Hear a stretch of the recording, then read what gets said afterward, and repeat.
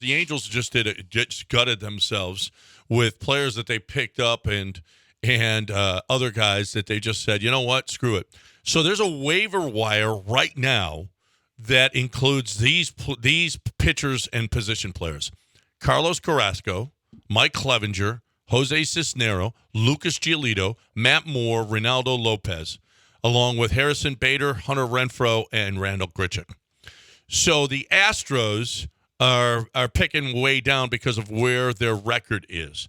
Their record is they put themselves 30, 29, 28, 27, 26, 25, 24, 23rd. The Astros are 23rd, picking 23rd. But in reality, none of the Angels, the Pirates, Tigers, Nationals, Yankees, none of them. The reality of it is that you're probably fighting against the Giants, the Diamondbacks, the Twins, the Cubs, the Blue Jays, Phillies, and then you pick. Because none of those teams are picking up any waiver wire guys. You'll remember there's only one trade deadline now. Mm-hmm. This is basically the second trade deadline. Yeah. Where teams are able to get rid of their players and not pay them for the last month of the season. You pick up their contract. If not, if nobody picks them up on waivers, they go back to their team. And creates more space for the call-ups. One guy that you might look at is Matt Moore. The Angels reliever has got a 2.30. He's probably the best guy that fits the Astros the best. Yesterday, Jeremy Branham was looking at this list, and he goes, just get everybody.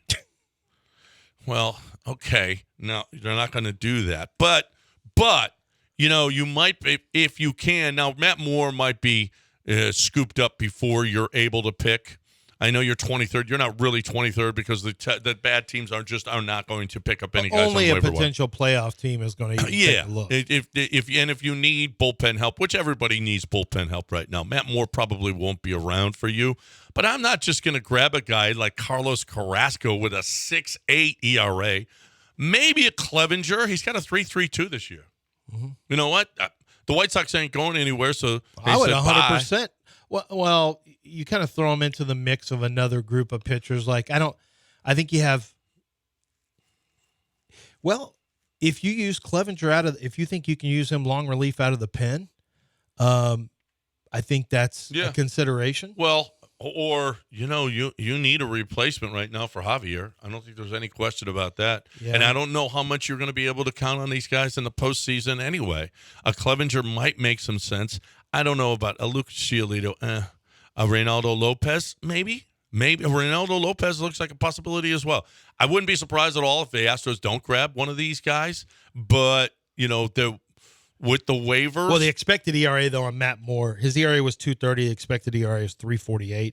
That's better than a lot of your guys. Is 3.94. Anyway. I mean, it ain't great, but it's another arm. But, but I want to talk about this for a second. Montero, he struck out Devers. The Astros clearly have Devers' number with high heat. They can't get Duvall out because he's going to hit it out of the park every game. Yep. But when it comes to Devers, I remember them talking about this in the playoffs in 2021, that Devers, they know he can't hit high fastball. And J.P. France was throwing curve. He got up against Devers, and he's throwing a 93 mile an hour fastball, 94 up in the zone because that's the scouting report. But man, it wasn't necessarily, he didn't really have great control of the fastball, but man, he was cooking yesterday, throwing some gas. Montero, if Montero makes it back into average to above average form, Neris is fine. Presley, you have what you have with Presley, which when he's on, he's really, really good, but he gets a little shaky. I think sometimes mentally, I don't know. Sometimes he just has not great saves, but whatever. And then you got Brian Abreu, who we know has probably the best stuff in the bullpen when you look at the entire package of his pitches. It's not terrible on paper, certainly. It was a bullpen that was the best bullpen we'd seen in the postseason. But I'm starting to feel like right now the only thing that's concerning me is the starting pitching. I'm not as concerned about the bullpen right now as long as Maton doesn't pitch. Graveman, he's going to pitch again because Kendall Graveman will give you some. Maton might be good with a little rest. Okay, Maton wears out, and Maton has had a nice little rest here. Maybe Maton was money to begin the season. His first appearance wasn't great. Yeah, well, Maton is going to. Who knows? I mean, you're not going to judge him on one, But let's see whether or not Maton can, give a little bit of boost to this bullpen. Listen, last year he wouldn't even have made this rest might be, he wouldn't even have made the roster last year in the postseason if he didn't break his hand. He was awful. Right now, the bats have really come alive, and it's just so much fun to watch. Just so much fun to watch. JP France bounce back performance, even though he faced traffic. And the Astros lately have been facing some traffic on the base pass, and for the most part, getting out of it. But France had that curveball working for him again. You had, Jordan just being the daddy of the Red Sox with a homer, back-to-back games with homers, and he almost green monstered another home run. It ended up a double.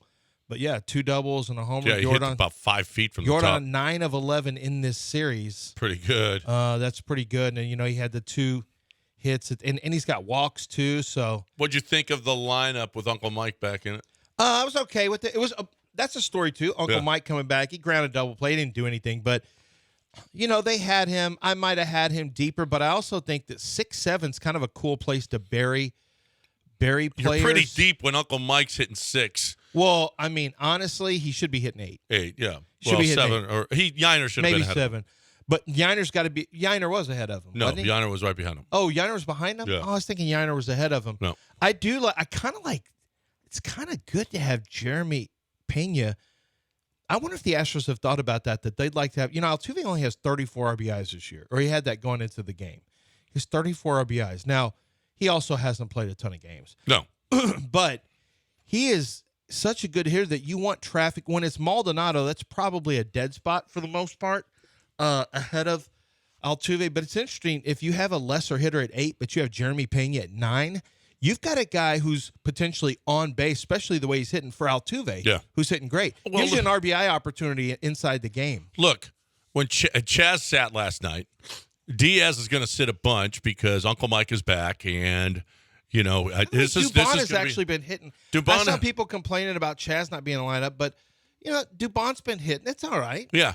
No. Well, Chaz deserves to play every day though with his OPS. It's going to be he's got some difficult decisions to make, and we knew this was going to happen when Uncle Mike came back. And maybe it's Uncle Mike that's going to be the odd man out. He was 0 for 4 last night. We'll find out whether or not he's going to continue. If he continues to struggle down the stretch here, he might be the guy, although Dusty called him Kawhi, so there's very little chance he's going to be sitting on the bench. As soon as he gets back in there, he's back in the lineup. But at least he did bat 6 as opposed to 2nd. Alex Bregman just killed it last night with 3 hits, a couple RBIs. He homered in the first along with Jordan, which was off to a great start. That was a great start for this baseball team. Bregman loves to play in Boston, and he just crushed it again and destroyed all their hopes and dreams.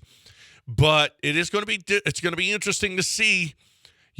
Maldonado sat last night. Chaz sat last night. You can expect both of those guys back in the lineup tonight because you cannot have Maldonado sitting 2 games in a row. There's just no chance. And Fromber's going, and he's his personal caddy. Uncle Mike can't play every day, so there's a chance that Yiner will DH some. Uncle, you know how.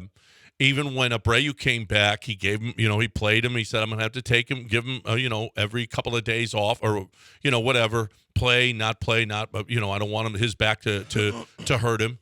Yiner can play first for Abreu, although Abreu has come up with a couple of big hits here lately.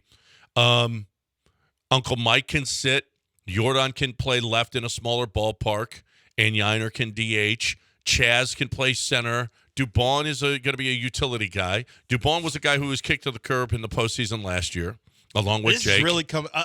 Starting pitching, obviously that's a huge part. But, man, this lineup's really coming together. This roster, from a hitting standpoint, I'm excited. Every time the Astros game is on, I'm like, there's a level of excitement now because I can't wait to see what Pena does. I can't wait to see what Altuve does. Bregman is just, kind of locked into his zone. And now you got Jordan, who wasn't hitting homers, but was getting a lot of hits with men in scoring position. Did you see his runners in scoring position?